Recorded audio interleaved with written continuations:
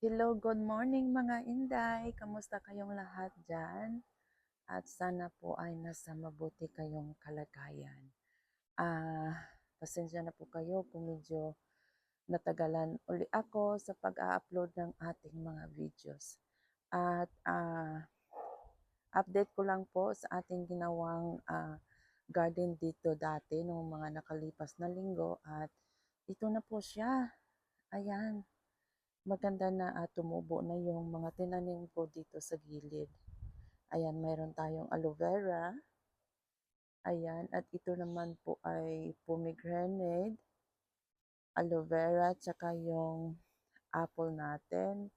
At may mga bulaklak tayo dito. Ayan. Tapos mayroon po tayong nectarine. Ayan, ang daming bunga ng ating nectarine at halos ano na sila, hinog na. Ayan, ang lalaki ng ang lalaki ng bunga niya ngayong taon. Ayan, napakadami. Ayan, oh. Sobrang dami kaya yung nangyayari dito ay na yung sanga na kumbaga na medyo na na siya, naputol ng konti kaya nilagyan ko yan ng ng parang skeleton niya dahil sobrang napakabigat dahil sa dami ng bunga. Ayan. At ito, ayan, dito na siya ngayon. Na dahil grabe ang bunga, hindi masyado nakaya ng mga ng, tawag dyan, ng sanga. Kaya, ayan, imbis na pataas, ayan na, nagkayukuan na sila dahil ang lalaki ng bunga. Ayan. So, ayan, napakaliit lang ng ating puno na ito. Tingnan nyo guys. Ayan, ganyan lang siya. Maliit lang. Pero ang bunga napakadami. Kaya, hintayin na lang natin na mahinog siya. Dahil, at this time, hindi pa siya masyadong hinog. Dahil tingnan nyo, pa siya, medyo green-green pa. So, hindi pa yan, hindi pa yan, manilaw-nilaw pa. At hindi pa yan 100% na hinog. Ayan, ang dami. Parang siya, parang mga, mga apple kung tingnan. Pero, yan, namumula yan dahil sa init din siguro. Ayan, ang lalaki. Ayan. Ayan, ang pinakamalaki yung dalawa na yan. Pero grabe, ang bigat. Pag ganito, tinikman ko kahapon, yung lasa niya parang Indian mango dyan sa atin sa Pilipinas. Ayan. Pero pag 100% na yan na talagang hinog, para siyang mansanas pag kinain mo. Ganyan. So ayan ang update ng ating garden. At dito, comment lang kayo mga guys kung ano ba ang tawag sa sa tree na ito dahil hindi ko rin alam. Parang siya, yung dahon niya, parang plastic, pero ang ganda tingnan. Tapos siya, whole year round. Hindi siya na nalalagas yung mga dahon niya pagdating ng falls. Ayan, ang dami na hanggang doon sa dulo. Ilang puno kaya to? 1, 2, 3, 4, 5, 6. Ayan.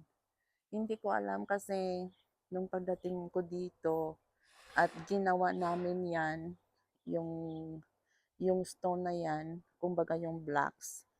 Lang to parang empty siya. Tapos, after a year yata, may mga tumubo. May mga tumubo na dahon na ganito. So, hinayaan ko na lang siya. Tapos, after, I think, 1 year na ito After a year, ito na siya. Pero hindi ko alam kung anong tawag sa na ito, sa puno na ito. Kuminsan yan, may mga bulaklak siya. kulay puti at tapos ayan, after ng ano, ng bulaklak, nagkaroon siya ng mga, ewan ko, yung parang prutas niya yata ito. Ayan, parang ano, ayan oh, kung nakita nyo. So, comment lang kayo mga inday kung ano bang ah, tawag ng puno na ito. Dahil hindi ko rin alam.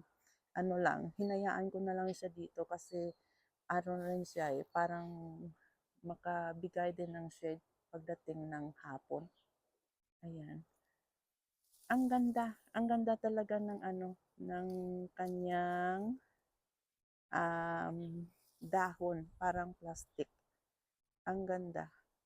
Tapos meron tayong lemon dito. Ayan. Pero pinutulan ko rin yan, kaya ayan, tumubo na naman siya. Dati parang ano na to, mahimatay na siya. Pero sa awa ng Diyos, ayan, nang after kong ano, na-trim, ayan, lumabas na naman yung dahon niya. Ayan. So, mayroon tayong ganyan. At dito rin sa kabila, mayroon tayo. Ayan, sa puno ng avocado. So, yung avocado natin mayroon ng um, bagong dahon. Ayan. Tapos ito yung paborito ni Daddy na ano na halaman. Ayan, pero hindi ko rin alam kung anong tawag dyan. Basta ako tanim lang ako ng tanim. Ayan. Tapos yan, dito, ang dami. Ayan, pag mainitan siya, yung kulay niya is purple. Tapos may isang klase din na kulay green. Ayan.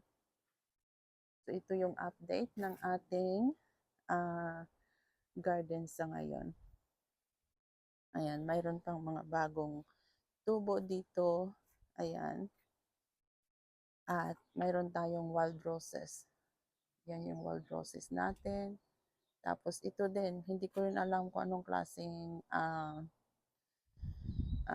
halaman ito. Ayan.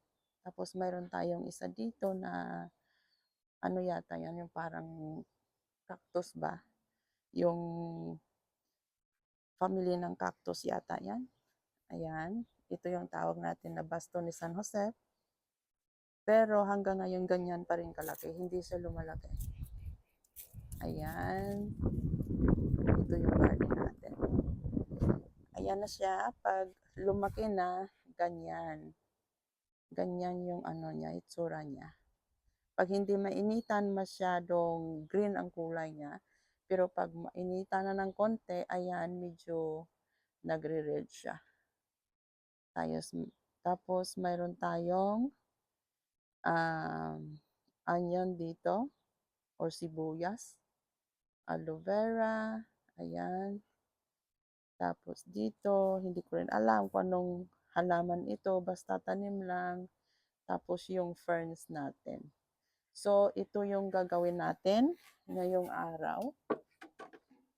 Magre-replant tayo ng ferns natin dahil ayan, lumabas na yung ano, yung gamot niya, mga gamot niya to. So, i-replant natin yan. Ayan. At ayun na ang gamit ko sa wheelbarrow at kukunin ko na lang yung ating pots doon sa ano, sa ating shed house doon sa shed house natin. So, ito na yung soil ko na i-prepare ko na dito at kukunin ko yung ating pots doon at tayo ay mag-uumpisa ng mag-replant. So, abangan sa ating part 2 mga inday ang ating update dito sa ating munting tahanan. Bye-bye!